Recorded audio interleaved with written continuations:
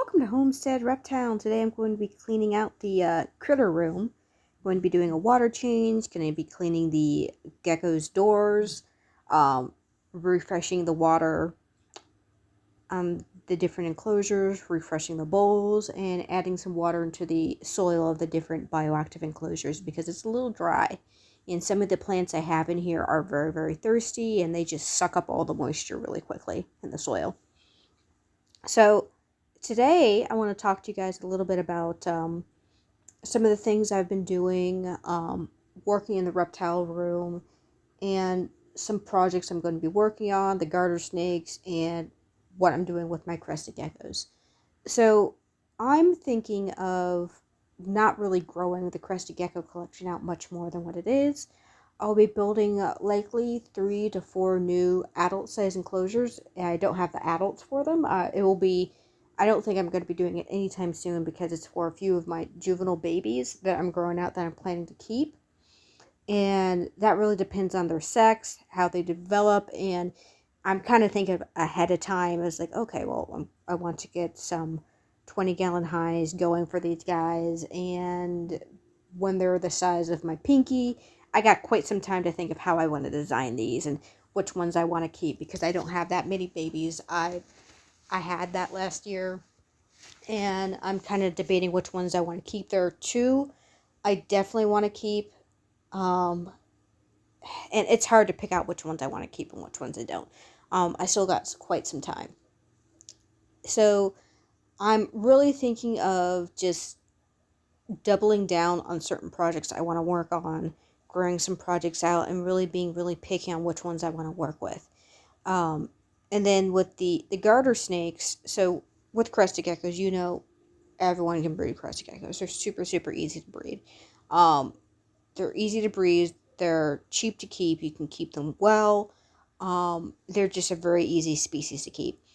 So I've been playing around 50-50. If I want to either reduce the number of geckos, pull back on projects, and increase the number of garter snakes. I have a whole other side of my room that I'm planning to make the garter snake corner. So either I don't do that and just make that area where the garter snakes are going to be, and that'd be perfectly fine. Or I try to think of working with a different species of New Caledonian gecko. So I've been I've been debating if I either want to do Sarasahorns, uh, gargoyle geckos, or chihuahuas. Then you have chameleon geckos. So chameleon geckos, I could do a group of that really easily. They're not a large species. I can do a 10-gallon very easily. Have a few. That'd be perfectly fine. That's going to take up no space at all if I just want to do I just want a pair. That's it. Just for the fun of it. So I'll probably do that no matter what, just because I have the room for it. They're tiny. That's something easy to put in place. But I only want to work with one other species, a new cow. So I like the Sarasahorn. I like that. I like how interesting they are. I like that they don't have a lot of babies. It's that sounds kind of fun to me. And it's a really kind of a wild type morph where there's not a lot of stuff going into them right now. Um, I like that they're easier during breeding, so they're not as violent as some of the other New Caledonian geckos, like chihuahuas. They can be very violent. Um, Gargoyle geckos, they can be super violent as well. So I'm kind of debating which species I want to work with, and that will take quite some time. Um, as I'm cleaning out my fish. So I do have goldfish in here in a tropical tank, and some people say, what are you doing? Okay, calm down. So this is temporary. They're going to be going back into their pond as probably maybe in May. I'm in Ohio, so I'm waiting for the pond's temperature not to fluctuate so dramatically. So they go out of their pond during the winter because I baby my goldfish and I want them to be A-okay. And then they'll go back to their pond. And they have a big pond, so it's like a 300-gallon pond for 2 goldfish. So they have plenty of room, and this is just their vacation spot, so nothing happens to them. And I'm just they're pets, so I'm a little careful about how they live. And there's only 2 goldfish in 300 gallons, so it's fine. Um, Not this tank, their pond. So they'll be leaving shortly. I'm debating about adding a few more into there or not. So I might have to set up a better winter situation. This tank that they're in actually isn't heated, so my room is pretty warm. So the tank is the temperature of my room. So my room fluctuates between 76 to 79. Some days I actually had to turn all the lights off to cool the room down because it gets a little too warm, especially in the during the summer and spring. It gets too hot in here, so I have to shut things down to cool things down because it gets hot. So I have to be careful about that with the crested geckos. So just kind of thinking about what I want to do, what projects I'm going to work on. And I have some new geckos paired up this season. And we'll see. I have some eggs hanging out, but I'm just doing a really, really small number of eggs to hatch. Small small number of geckos, and I like it that way. So I'm a hobbyist breeder. I'm not doing this as a uh, actual business. Do I make money off of it? Yeah. Does the money go back to the geckos? Yeah. Do I get a little extra money to play with that I might try? I don't know, getting a Mountain Dew every once in a while? Sure. But it mostly goes straight back into the geckos and my Mountain Dew addiction. I love a good dew. So, besides the crested geckos and the garter snakes, that's pretty much all I work with.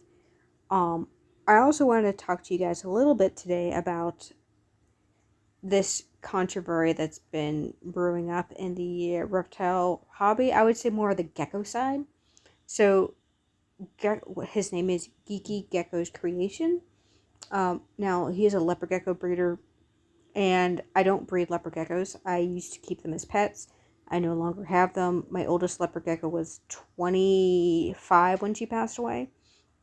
So, I don't care. You see how I'm caring for my crested geckos. If I was going to go into breeding leopard geckos, I definitely wouldn't have as many of them as I do crested geckos, but I'd want them to be in at least 20 longs to 40s. I would even think of doing some female colonies. And I know how some people just say leopard geckos are solitary. It's like they're not really solitary. There's a lot of information out there on how they live in the wild. They're not really solitary. They have a lot of habits that show that they are not solitary. Now, this is someone who's a more advanced keeper that would do something like this. But I would go for a 40 to a larger enclosure to do maybe a group of females.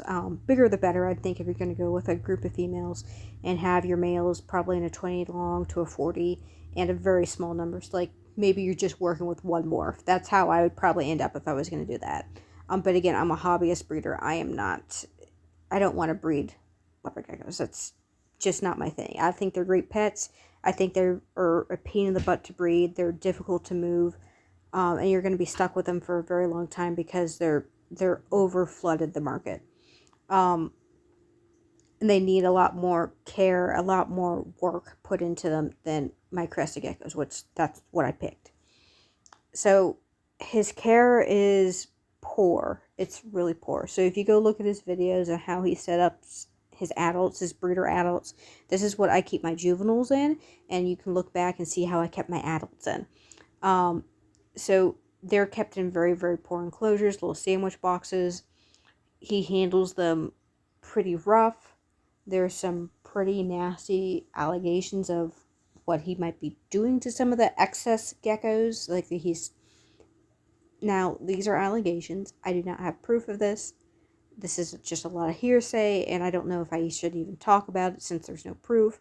So I'm just going to let it go because I haven't seen it in person. But if I personally don't like the way he's caring for the geckos. So me as a person, if I'm going to get, and I was planning in the future later down the road, really, really later down the road, of probably getting leopard geckos again because I kind of miss that interaction. Get some females again. I really like females over males. And just keep them as pets again. For hopefully another 25 years with them. They're a very long-lived species. I don't like the way he cares for them. They are pretty intelligent lizards. They like to interact with their environment. And I just don't like it. I just don't like it at all. It feels like, to me, it's like if I see someone caring for garter snakes improperly. So you can see that my one garter snake, he was all over my shoulders. Like, they're very interested in their environment. They love new things. They're curious. They're a very gregarious species. And I personally think it would be wrong if you were to keep one of my garter snakes in a shoebox for its entire life as a breeder and you're making money off of them. I think it's kind of wrong. So to me, that's kind of where it is. Speaking of garter snakes, so I, again, like I said originally, I'm going to be making a corner of this area into the garter snake area. I'm going to be sanding some tables down, modifying some stuff, and I'm going to be moving some garter snakes in some different enclosures. So I have a few females that I want to move them into larger enclosures. They're still growing out, so they're still on that smaller size, but they're starting to grow out their enclosures they're at. They're still not, they still have quite a bit of room, so when they're fully stretched out, they're not longer than the enclosure. I'm just feeling that they would appreciate more of the size, and I kind of like to move them out before they get to that point where they feel kind of cramped to me. So I'm kind of playing it by ear and looking for the right enclosure, but first I need to get these stands fixed up, sanded down, looking nice, and then pick the enclosure, because I'm debating between a couple, either buying a brand new enclosure, getting one off of Amazon, going to Facebook and looking for some enclosures people are getting rid of and what size I want to go with, if I want to get the full adult size right now, or if I just want to get the like something that is more like a juvie size and just wait for them to grow out of it again, because I did want to get some juvie size enclosures to have on hand. So if I get that at first and then I get the other one, then that would work. So again, I'm kind of playing things by ear, trying to figure out how I want to organize stuff. If this was a fun video for you, like and subscribe and tell me what you think.